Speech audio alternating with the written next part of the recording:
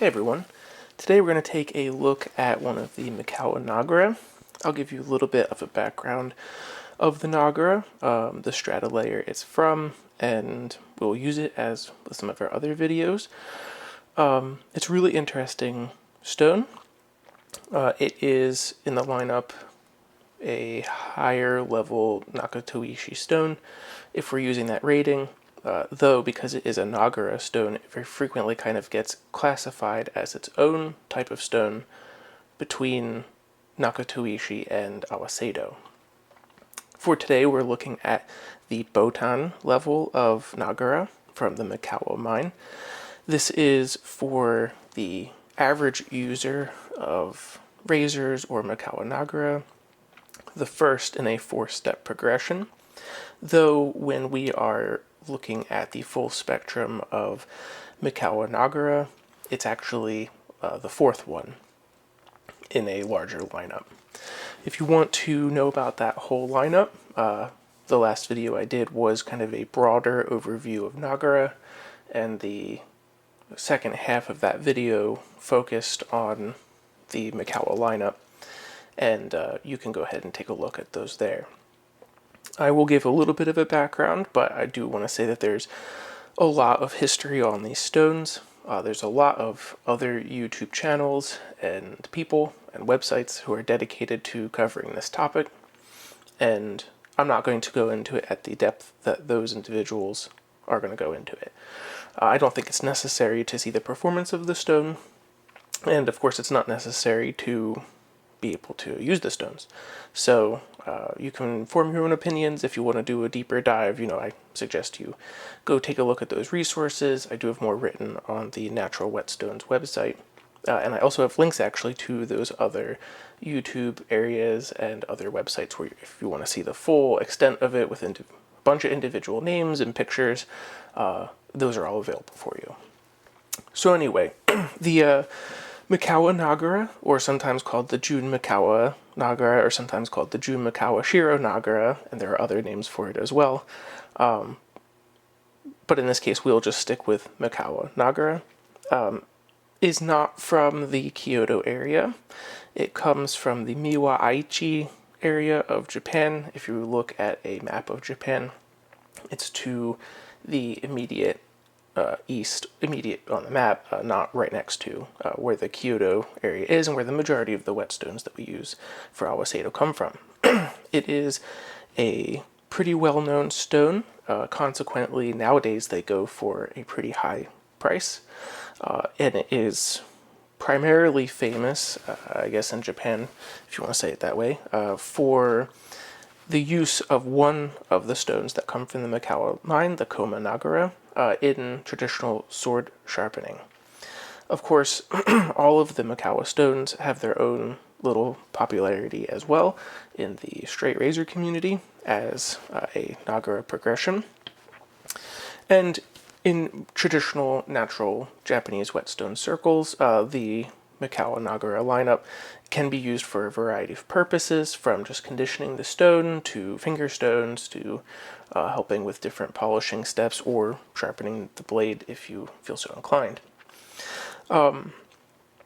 Insofar as where this one fits, we're going to see that it is on the coarser side of the Mikawa Nagura lineup.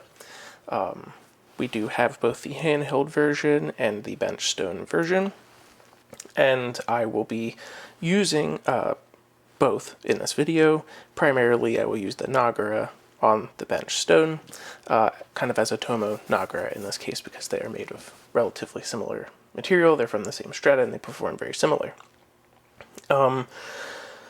As always, we'll be polishing and sharpening one of our blades here, and you'll be able to kind of extrapolate that to what is happening on the microscopic edge of a razor if you so choose. So, a little bit more additional background into the Mikawa lineup, the history of it. We can draw the history of it to 3 primary individuals, Iwasaki, Asano, and Sakamoto.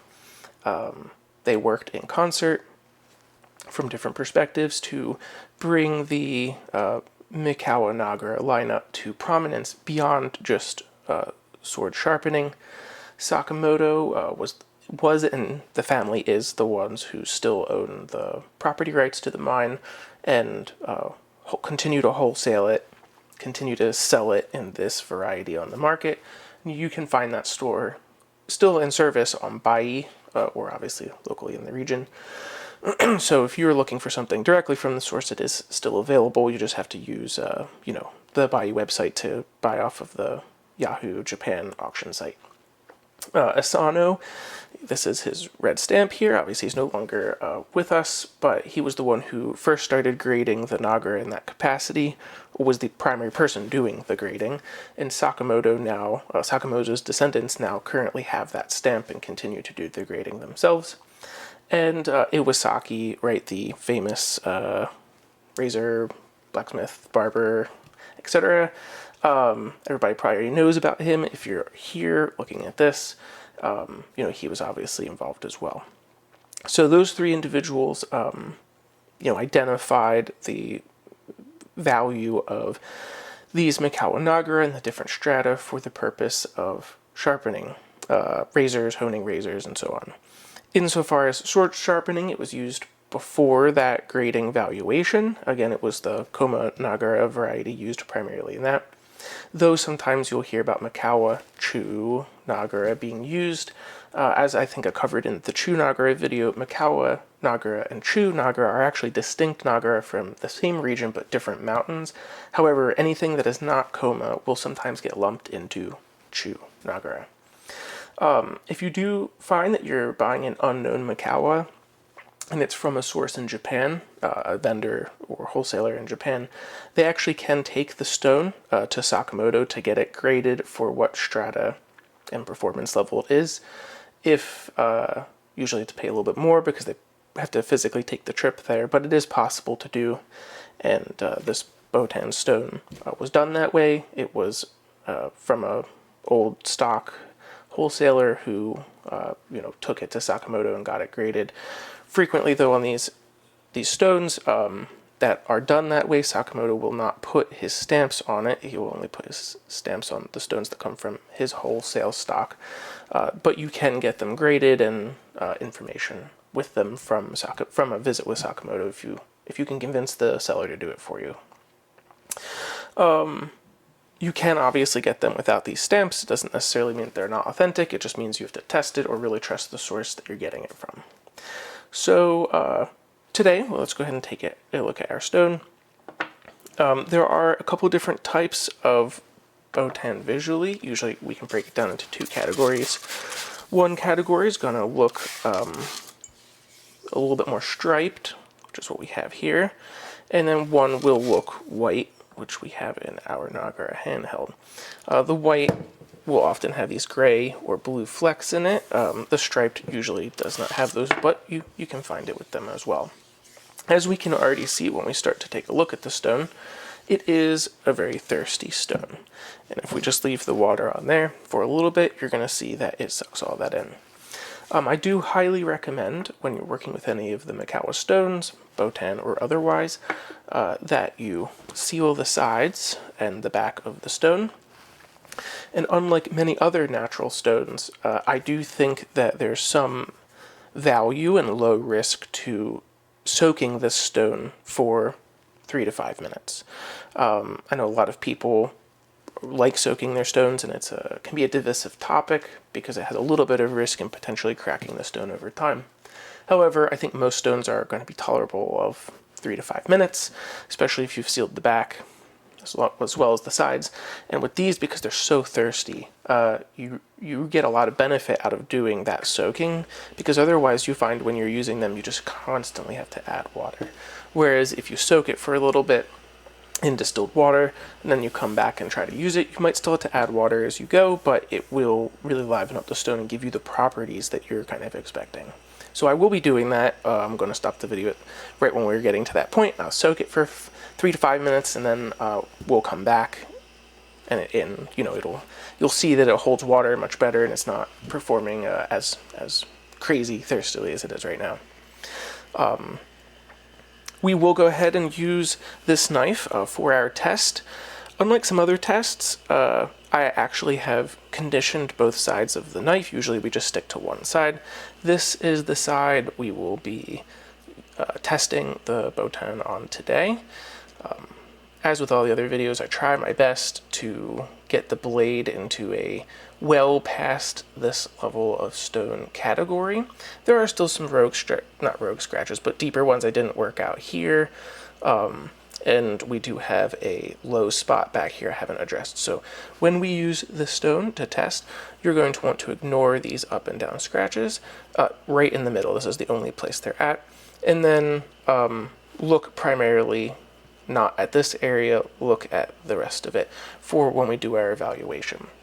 I think sometimes if I don't work out all the scratches and I don't mention that, they can get misconstrued as performance for the stone. So keep that in mind. Second, and the reason I took the time to do both is because on this side, I have left Aizu scratches. Right, I worked the stone up to that level, and the point of doing this was to give us maybe the ability to kind of look at our Botan on the camera, and then flip it over and look at an Aizu. I picked Aizu because I think it's kind of one of the Nakatoishi mainstays. It's pretty popular, it's considered high quality, and it gives us a baseline to compare against. So if you're interested in potentially hunting down a Mikawa Nagura bench stone to use, which by the way can be used for all the same purposes as our handheld Nagura. For instance, when I hone razors from the beginning of the process, I won't use this on an Awaseto, I will use this on a Botan, and then work through the 4 steps on all of my bench stones. And the process functions the same, but because we're using a bench stone and a Nagura together, it's going to really speed things up. So maybe you can cut it down by 75% at each step, because you're using just this grit of stone rather than mixing it with your really hard stone, and it makes the process go a lot faster. Is that the best use of what is nowadays a fairly expensive block of Mikawa Nagura? Up to you. But I have it for a variety of purposes and to make this video. So in that case it works very well, and I can just use the bench sizes as those steps. And it is functionally the same. You can use this for polishing, again, as that late Nakatoishi, and you could use it for sharpening too. Similar to a late Nakatoishi, it's going to leave a refined but bitey edge to the blade. So that's going to be our methodology for today. We've covered a little bit about the back and the history of the stone, and I'm going to go ahead and get these 2 soaked for 5 minutes, and we'll come back and take a look at how they perform. Alright, we're back, and it's been soaking again, maybe 3 minutes. I don't think I waited 5. And one thing you'll notice when you use these stones is that they're really light for their size. They always come in at a lower grams than you'd expect, and when you soak them, they get very heavy. They have really a lot of ability to hold water, which isn't bad. It's just that it helps us. And look, maybe I didn't wait quite as long as I could have, but this will still be sufficient for our purposes. So let's go ahead and start a slurry here. It would be helpful if I got it locked in.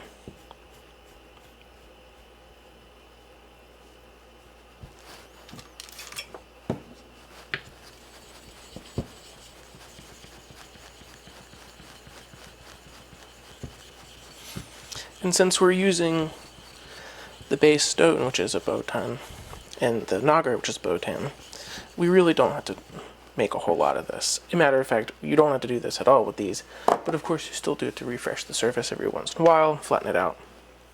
So let's go ahead and get started again. Here is what we're working with.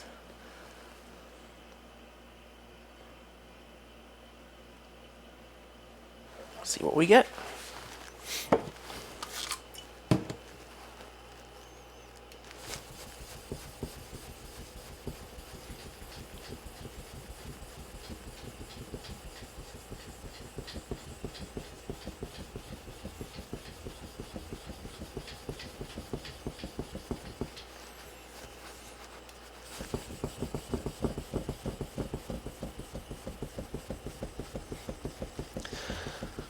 So of course, per stone, you get different properties. I find this to be a fairly, for Mikawa, hard stone, but it's not hard to work with. You just see it's not auto-slurrying on its own. If I conditioned the top with, you know, a 140 diamond plate first or something, obviously it would give up slurry a whole lot easier. But in this case, this will still work for us.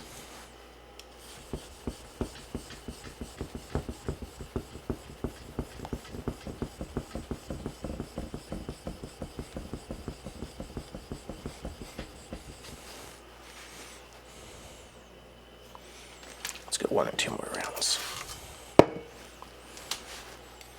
I felt sometimes in my other videos, I didn't go as long as I wish I had on the stone, and they could have been, I don't want to say more accurate, but more worked, really ensuring that the character of it is shown out. So let's see what we get.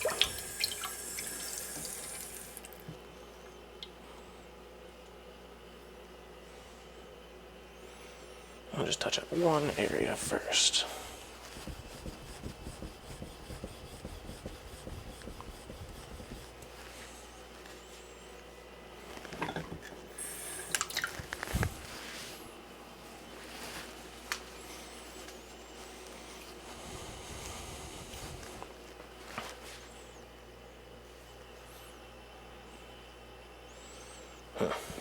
One second. We're going to do one more run.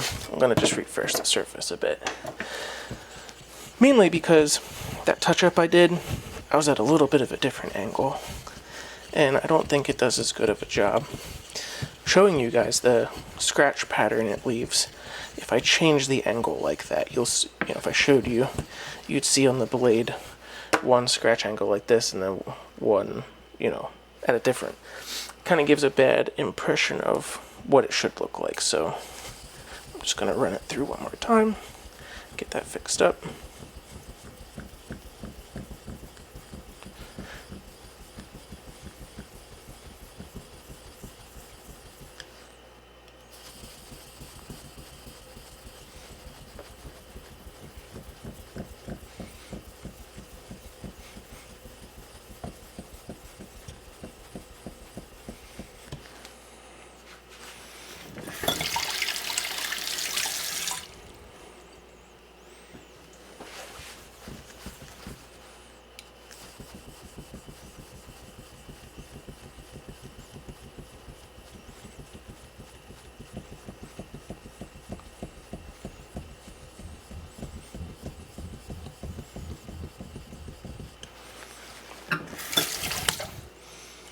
Alright,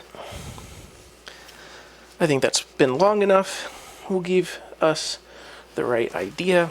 We have no different scratch patterns going on. So I'll try to show you from far away what we're working with. And then, as I've done sometimes in the past, I'll try to do some autofocus here. See if that can get it better.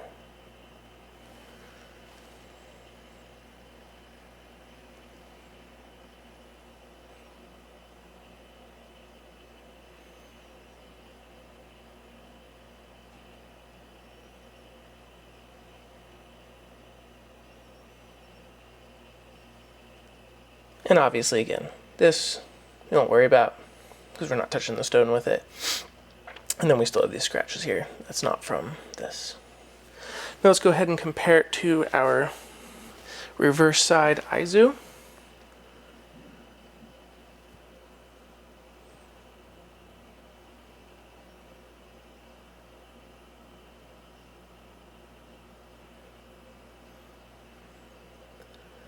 They're both pretty nice, middle end polishes. I definitely think the Botan is a step up. But a lot of the step up that we see when we compare the two comes in the cladding. In the cladding on the knife, the Aizu definitely scratches the cladding of this particular knife more. The cladding always gets cleaned up a little bit later on, and it's just more susceptible to that. But the Aizu is most definitely a little bit more aggressive of a stone, and this, would come maybe a step afterwards or something. So it gives you a rough idea as to what we're working with when we either polish on the stone, or if we were to sharpen on it or hone on it, right? You might not always be able to see, unless if you use a jeweler's loupe, and even then you only see so much, what is happening on the blade edge of the knife or the razor. Whereas when we do it this way, you can get a much better idea of the specific visuals of what's going on. And as we go through other stones and other Nagura, you'll be able to get an idea of what the steps look like and how they are affecting things. So let's go ahead and use it a little bit more. In this case, we'll just get some sharpening down. What I will do, though, is I will clear it off.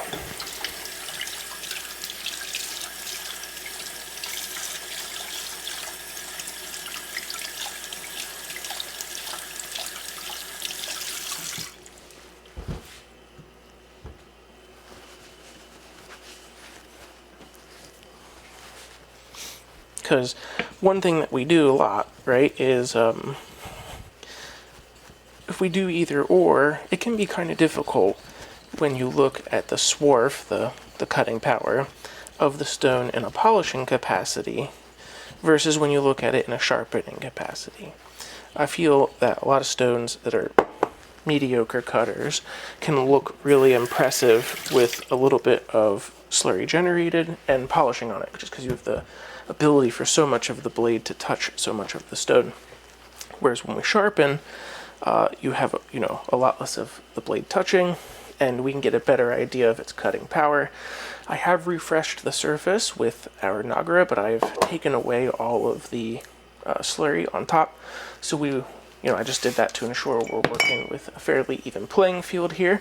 Its natural self, and we'll see what the cutting power looks like.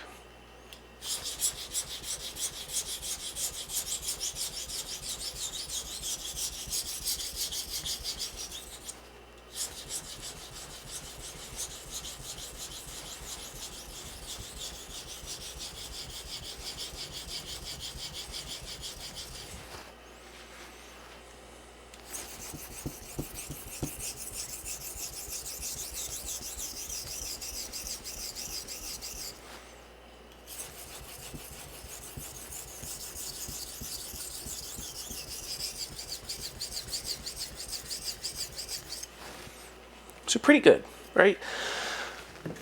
Especially for what level it's playing at here. I think that's very good. It is also important to understand, and you can tell when I used it, this is definitely for Nagura on the harder side of Nagura, which means it'll be a little bit slower cutting no matter what. A softer Botan would cut faster than this. However, that still did a pretty decent job with no slurry especially, and it leaves a nice refined edge. I think a lot of the properties and value that come from the Mikawa Nagura are most demonstrated when you're polishing or when you're honing. Mainly because the ability to polish very finely can translate usually very well into it honing very finely. And the binder of the Mikawa Nagura play a larger role in what it does to the surface, whether, again, polishing or honing, than other stones do. I think the least attractive proposition for this stone is sharpening. It still, of course, leaves a very nice edge. However, I don't think it's getting you much more than an Aizu or a Tsushima would. but you're going to spend a lot more money on it. They're a lot harder to find, and in some ways, with the soaking and whatnot, they're a little bit more finicky to use, right? If this was a Toshima or if this was an Aizu, I could have just put some water on it and we would have been off to the races. Now again, this one in particular is harder, so it didn't slurry as much, making it a little bit less likely to be used in that circumstance, but I can assure you even the softer versions of these Mikawa, which we'll see some in the later areas, like my Tenju is a little softer, still suck up water like crazy.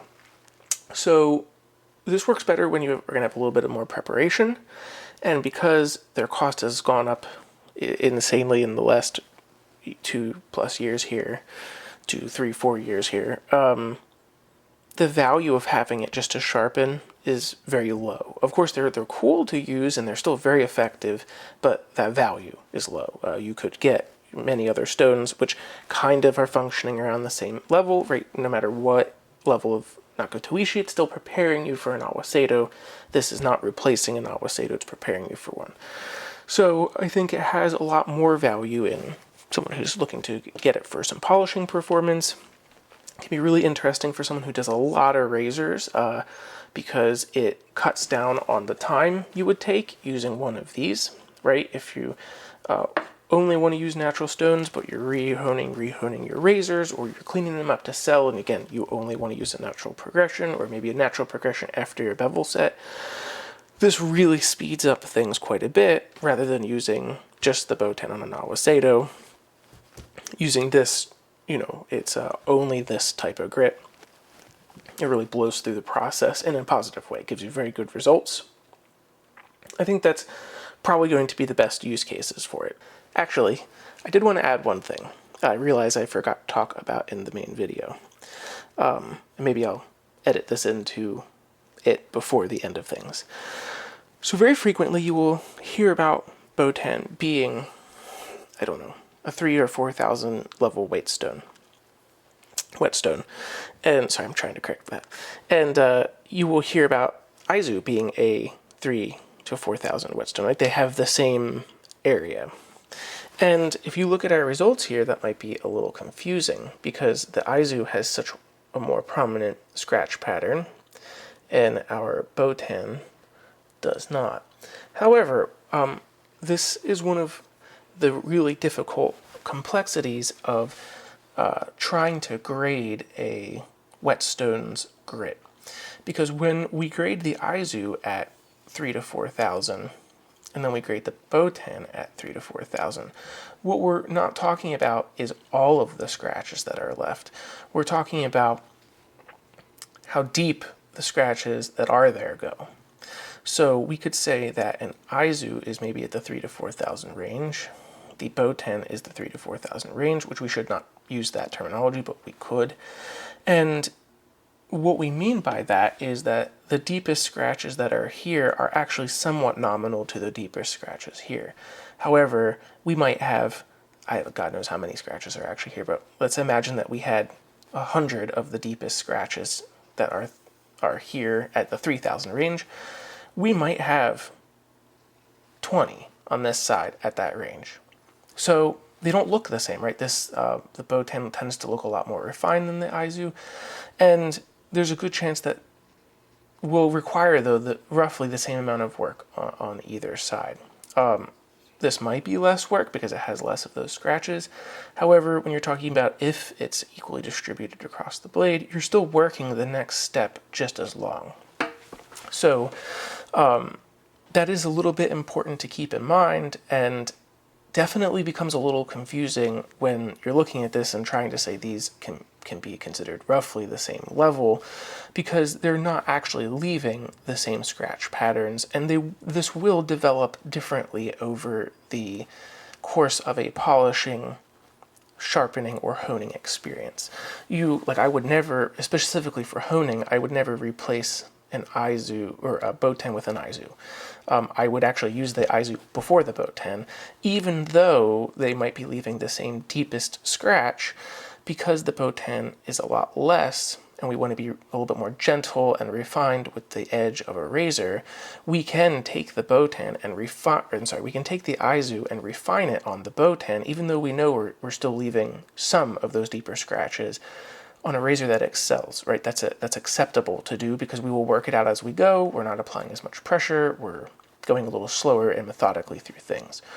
In polishing, they could play roughly the same potential tune because we're still going to have to work out those scratches on the next step.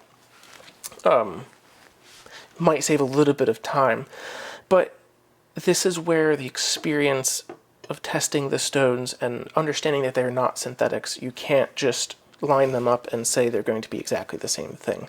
That's why we look at the scratch patterns and we try to take a look at the underlying qualities of what the benefits of one stone is versus another, how it acts, and that leads us to its value in an equation of things, right? That is it a splash and go, if we want to use that term? Does it require a lot more water? Do we want to kind of soak it? What's the ease of use? How fast does it cut with slurry, without slurry? Those things all play into where you might find that the stone works for you. And many stones can do many different things. If you variate pressure, if you variate water amount, soaking, slurry, the stones have more than synthetic, a very wide range they can function within. If I conditioned this with a much more aggressive Nagura, or 140 Nagura, I could get it to perform scratches much more similar to the Aizu, and it would cut faster. In that case, though, I start to feel like it doesn't properly represent what the stone is, so I didn't want to do that for this video. Keep that in mind as you're comparing the two sides and what their place is in things, and understanding, that this is a great example of where the 3000 to 4000 analogous grit is kind of failing you conceptually to say that that's the case, that they have that number and that's the number and that's how they perform. So anyway, thank you. So I hope you found this useful.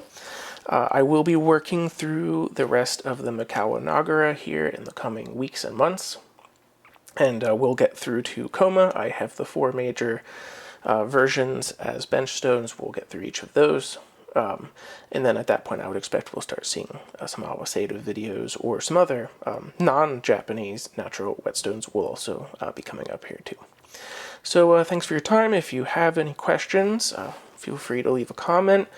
As always, if you like the video, go ahead and subscribe and like it. Otherwise, until next time.